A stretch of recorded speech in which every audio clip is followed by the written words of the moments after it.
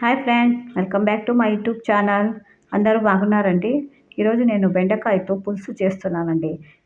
చూడండి, నేను కందిపప్పు తీసుకున్నాను. కందిపప్పు వేసి పులుసు చేస్తాను. కందిపప్పు వేసుకొని పప్పు టైప్లో ఉంటుంది, కానీ కొంచెం వెరైటీగా ఉంటుంది. కానీ మీరు బెండకాయలు కూర చేస్తారు కదా, నేను ఈరోజు పులుసు చేస్తున్నాను. ఒక పావు కిలో బెండకాయ తీసుకున్నాను. ఈ బెండకాయలను సన్న ముక్కలు కట్ చేసుకోవాలి. కట్ చేసిన తర్వాత ఇది నేను కందిపప్పుతో బాయిల్ చేయను. ఇది సపరేట్గా ఫ్రై చేసుకుంటాను దీన్ని. ఎందుకంటే అది కందిపప్పుతో మీరు బాయిల్ చేస్తే చాలా మెత్తగా అయిపోతుంది. సపరేట్గా చేసుకోవాలి. దీన్ని అస్సలు బాయిల్ చేయకూడదు, ఫ్రై చేసుకోవాలి. రెండు ఇప్పుడు చూపిస్తాను. ఇప్పుడు చూడండి, సన్న ముక్కలుగా కట్ చేసుకున్నాను బెండకాయని. ఇట్లా కట్ చేసుకొని ఫ్రై చేసిన వల్ల మీకేమంటుందంటే కూరలో ఒక ఫ్లేవర్ వస్తుంది మీకు. ఇంకా బెండకాయ అంటే చాలా మంచిది కదండీ హెల్త్‌కి. అది మీకు మంచి మెమరీ పవర్ ఇస్తుందంటారు. పిల్లలకి చాలా ఇవ్వాలంటారు చిన్నగున్నప్పుడు బెండకాయని. ఇప్పుడు మొత్తము ముక్కలు చేసుకున్న తర్వాత ఇప్పుడు దీన్ని ఫ్రై చేస్తాను. కొంచెం తవ పెట్టుకొని దానికి నూనె ఏసి, బెండకాయ కూడా ఏసి మంచిగా ఫ్రై చేస్తాను. ఇట్లా మీరు చేసిన వల్ల ఏమైతుందంటే ముక్కలు చాలా మెత్తగా రాదు. చాలా క్రిస్పీగా ఉంటుంది ముక్కలు. బెండకాయ ముక్కలు చాలా క్రిస్పీగా వస్తుంది. మేము పులుసు తిన్నప్పుడు చాలా మంచిగా టేస్ట్ అనిపిస్తుంది మీకు. ఇప్పుడు ఒక 5 నిమిషం నుంచి 10 నిమిషాల వరకు తీసుకుంటుందండి. ఇది మరీ చాలా మెత్తగా కూడా కాకూడదు. కొంచెం హాఫ్ బాయిల్ అంటారు కదా, ఆ లెవెల్‌లో ఉండాలి ఇది. కొంచెం ఉప్పేసుకోవాలండి. ఇది మీరు చేసినప్పుడు ఉప్పేసుకుంటే కొంచెం తొందరగా ఫ్రై అయిపోతుంది. ఇప్పుడు దానికే ఒక 2 మిరపకాయలు ఏస్తున్నాను. మీకు కారం ఎక్కువ కావాలంటే ఒక 4 వేసుకోవచ్చు. ఇప్పుడు చూడండి, కొంచెం ఉప్పేస్తున్నాను. ఉప్పేసుకున్న వల్ల ఏమైతుందంటే తొందరగా మీకు ఫ్రై అయితుంది. ఒక 10 నిమిషాలు అయ్యేది ఒక 5 నిమిషాలే పడుతుంది. తొందరగా ఫ్రై అయిపోతుంది. అందువల్ల ఉప్పేస్తున్నాను. ఇప్పుడు బెండకాయని మీరు పులుసుని ఎట్లా చేస్తుంటారంటే కొందరు దాన్ని చింతపండేసి, అట్లనే మిరపకాయలేసి, అట్లనే సాంబార్ పౌడరేసి అట్లా కూడా చేస్తారు, కందిపప్పు ఎయకుండా. ఇంకొక రకంగా కందిపప్పేసి కూడా చేస్తారు. నేనిప్పుడు కందిపప్పేసి చూపిస్తున్నాను. ఇప్పుడు చూడండి, ఫ్రై అయిపోయింది. అంత ఫ్రై అయితే చాలు. ఇప్పుడు కందిపప్పును బాయిల్ చేసి పెట్టుకున్నాను. ఈ కందిపప్పు ఎట్లా అంటే మీకు మంచిగా ఉడకాలది. కొంచెం కూడా కందిపప్పు ఉండకూడదు దాంట్లో. కందిపప్పు ఉంటే అంత మిక్స్ మంచిగా కాదు. ఇది మెత్తగా ఉడకాలి కందిపప్పు. అందుకే ఇది ఒక 5, 6 విజిల్ రావాలి. అందుకే బెండకాయని దాంతో ఎయము, మెత్తగా అయిపోతుందని. ఇప్పుడు దానికి కొంచెం పసుపేస్తున్నాను. తర్వాత ఒక్క స్పూను నేను రాయి ఉప్పు ఏస్తున్నాను. మేము రాయి ఉప్పే ఎక్కువ వాడతాము. అందువల్ల ఒకటి స్పూన్ ఏస్తున్నాను. మీ ఉప్పు అంటే ఒక 2 స్పూన్ ఏసుకోవచ్చు. తర్వాత కొంచెము కారం పౌడర్ ఏస్తున్నాను. మీకు కొంచెం నేను సాంబార్ పౌడర్ కూడా ఏస్తాను. ఇది మా ఇంట్లో చేసుకున్న సాంబార్ పౌడర్. మీకు సాంబార్ పౌడర్ అవసరం లేదంటే కారం పౌడర్ ఏసుకోవచ్చు. అది కూడా బాగుంటుంది. కారం పౌడర్ ఏసుకుంటే కూడా మంచిగా టేస్ట్ వస్తుంది. కొందరు ఓన్లీ కారం పౌడర్ ఏసే చేస్తారు.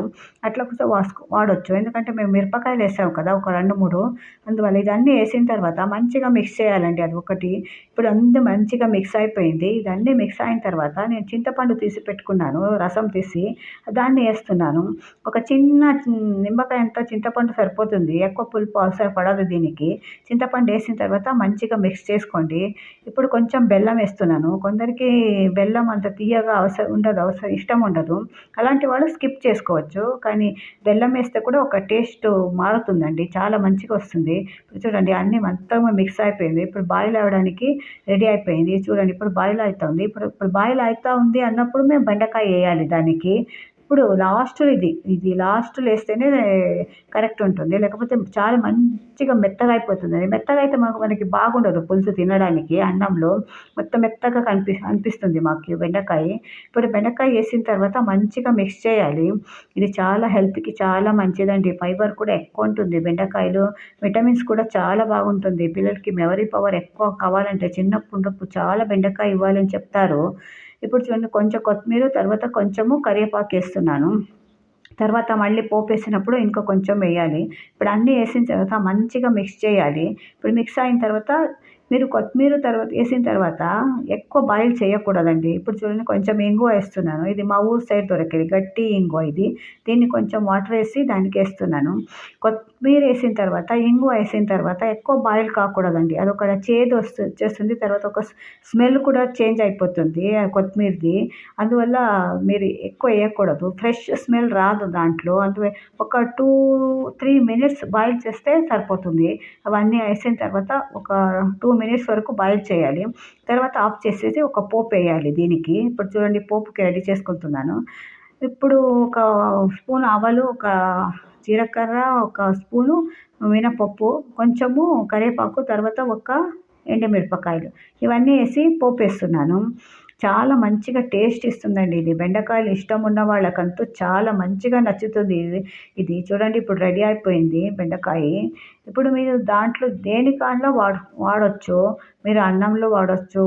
దాని తర్వాత ఏమంటారు హ్మ్. రాగి ముద్ద చేస్తారు కదా! దాంట్లో వాడొచ్చు. దాంట్లో చాలా బాగా కాంబినేషన్ చాలా బాగుంటుంది రాగి ముద్దకి మీరు. ఇంక దోస ఉంటే దోసలు కూడా పెట్టుకొని తినొచ్చు. చూడండి ఎంత కలర్‌ఫుల్‌గా ఎంత మంచిగా కనిపిస్తోంది. ఒక్కసారి ట్రై చేసి చూడండి మీకు చాలా నచ్చుతుంది. ఈ ఇది ఇంకొకరిది సాంబార్ పౌడర్ ఎయకుండా కూడా చేస్తారు మా సైడ్‌లో. ఇది నేను సాంబార్ పౌడర్ ఏసి మీకు చూపిచ్చాను ఎట్లా చేయాలని. ఇది ఒక పావు కిలో తీసుకుంటే ఇంత అయిపోతుందండి బెండకాయలు. ఈ వీడియో మీకు నచ్చితే నా ఛానెల్‌ని సబ్స్క్రైబ్ చేసుకోండి. ఇలాంటి మళ్ళీ కొత్త వీడియో తీసుకొని మళ్ళీ వస్తాను. Bye friends.